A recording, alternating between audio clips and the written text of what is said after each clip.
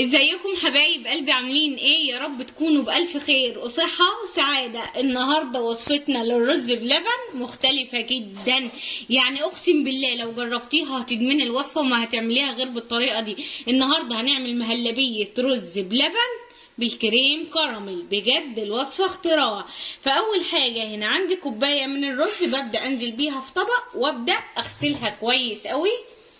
هنيجي هنا على طبق نبدأ ننزل بالرز بتاعنا بعد ما صفيناه كويس قوي من ميته بالطريقة دي، وابدأ انزل بالرز وابدأ افرده على طبق. تبدأي تفرديه كويس قوي، ممكن تحطيه على قماشة وتسيبيه تحت المروحة يبدأ الرز بتاعك ينشف من المية دي، وساعتها نبدأ نطحنه. فدلوقتي طبعا هبدأ احط الطبق بتاعنا بتاع الرز تحت المروحة عشان يبدأ ينشف من المية اللي هي فيه.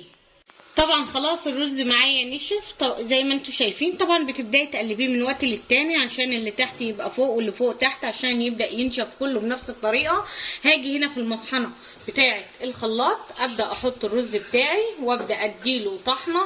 يعني بص احنا بنكسره مش بنطحنه جامد قوي، مش بتنعميه على الاخر ولا بتسيبيه خشن قوي، بالطريقه اللي انتوا شايفينها دي. بصوا الرز معايا عامل ازاي، شايفين؟ خشن، ما هواش ناعم قوي يعني، ولا ناعم قوي ولا خشن قوي. طبعا هبدا انزل عليها بكوبايه من الحليب. لازم الحليب ده يكون عندك مغلي وبارد، يعني ما ينفعش يبقى ايه لسه صابح، يعني لسه ما اتحطش خالص على النار. ببدا اقلبه بالطريقه دي.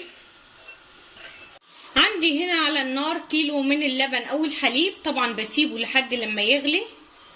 اول ما بيغلي بالطريقه دي ببدا انزل عليه بالرز اللي احنا قلبناه في كوبايه من اللبن او الحليب. طبعا ببدا اقلبه بالطريقه دي وببدا اهدي النار عليه وسط واسيب الرز معايا يستوي. طبعا من وقت للتاني برجع تاني اقلب بالطريقه دي عشان ما يتحرقش او يلزق في ارضيه الحله. الرز بالظبط على نار متوسطه خد معايا 5 دقايق وكان على طول استوى. بصي انت بتبدأي بالطريقة دي وتدوسي على الحباية بتلاقيها مفيش خالص معاكي. طبعا دلوقتي هدي النار على الاخر، وعندي هنا كوباية من اللبن او الحليب. طبعا زي ما قلت لكم اللبن او الحليب ده مغلي وبارد معايا. وعندي هنا باكت من الكريم كراميل، هبدأ اخده بالطريقة دي وابدأ انزل بيه وابدأ اقلبه في اللبن الاول على البارد، وببدأ على طول انزل على الرز بلبن بيه، وبنشتغل على طول تقليب كده مستمر، ونبدأ نعلي النار. وببدأ انزل عليه نص كوباية من السكر وابدأ ادوب، وابدأ اقلب بالطريقة دي.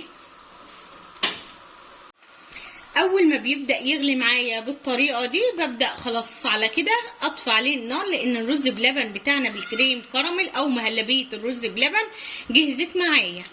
وعلى طول وهو وسخن كده نبدأ نغرفه في الاطباق بتاعتنا. شايفين مهلبية الرز بلبن معانا؟ والله العظيم ريحتها وطعمها حاجة جميلة جدا. بسم الله ما شاء الله، شكله وريحته وطعمه يشهوا النفس على الاكل. دلوقتي اسيبه يبرد وادخله التلاجة، وبعد كده نطلعه من التلاجة ونكمل الوصفة بتاعتنا. زي ما انتوا شايفين المهلبية بتاعتنا مهلبية رز بلبن بالكريم كراميل خلاص معانا اتمسكت بالطريقة دي. دلوقتي عندي صوص الكراميل الاقتصادي اللي عملناه بدون زبدة وبدون كريمة في القناة، وجميل جدا طعمه جميل جدا. عبارة عن ايه؟ حطيت كوباية من السكر في طاسة على نار متوسطة لحد لما السكر معايا كرمل وساح على الاخر. رحت نازلة بنص كوباية من المية المغلية. وانتوا بتنزلي المية المغلية خليكي حذرة جدا، يعني خلي ايدك بعيدة شوية بس كده. وبعد كده بدأت اقلب لحد هي اول ما بتنزلي المية بتبدأ تتكتل معاكي السكر.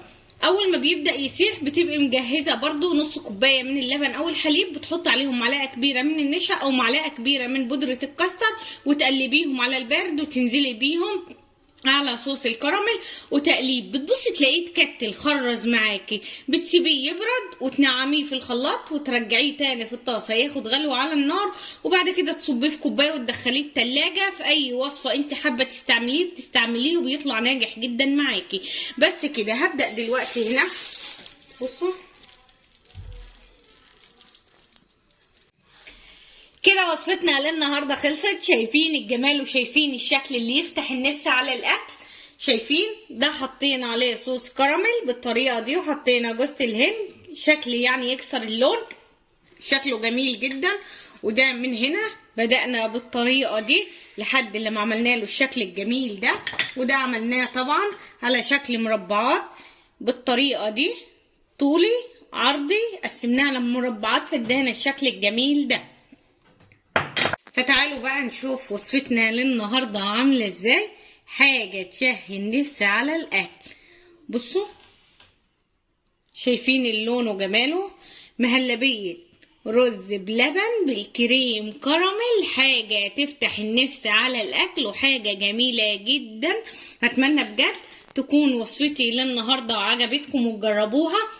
لو عجبتكم الوصفة لايك وشير للفيديو، ولو عجبتكم قناتي وبتشوفوني على اليوتيوب اتمنى بجد تشتركوا في القناة وتفعلوا زر الجرس للكل عشان كل ما انزل فيديو يوصل لكم. لو بتشوفوني من على الفيسبوك اتمنى بجد تعملوا متابعة للصفحة وصلوا على رسول الله.